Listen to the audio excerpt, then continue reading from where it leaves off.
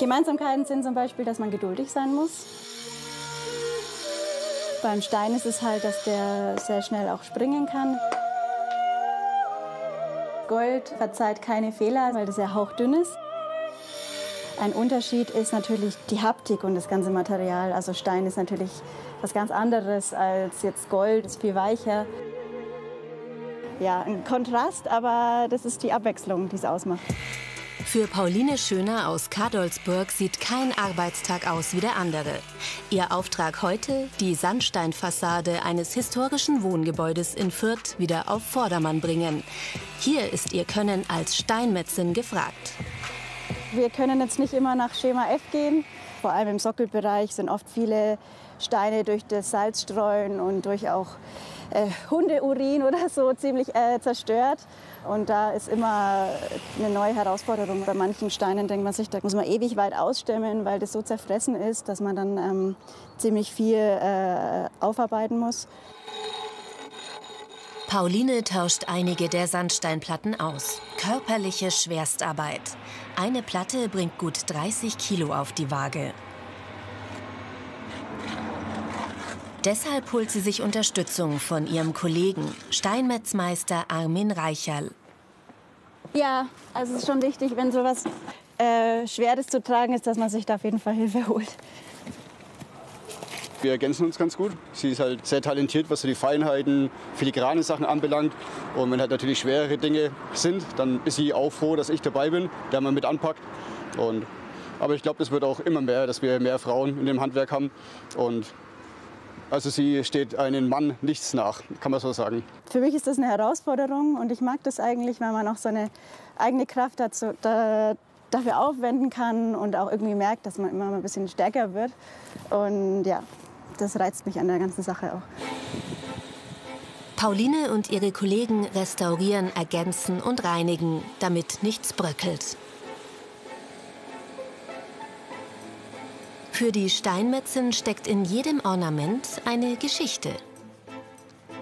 Ihr Antrieb, diese zu bewahren.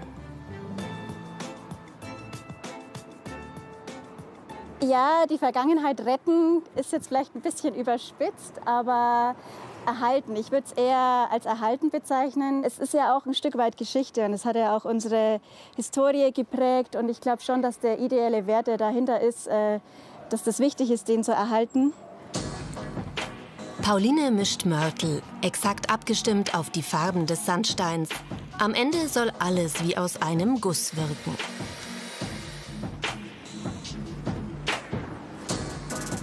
Man kann mit den Pigmenten einfach spielen. Du kannst da verschiedene Farbtöne erzeugen, du hast Variationen und es sind Naturmaterialien. Also das ist einfach was Schönes.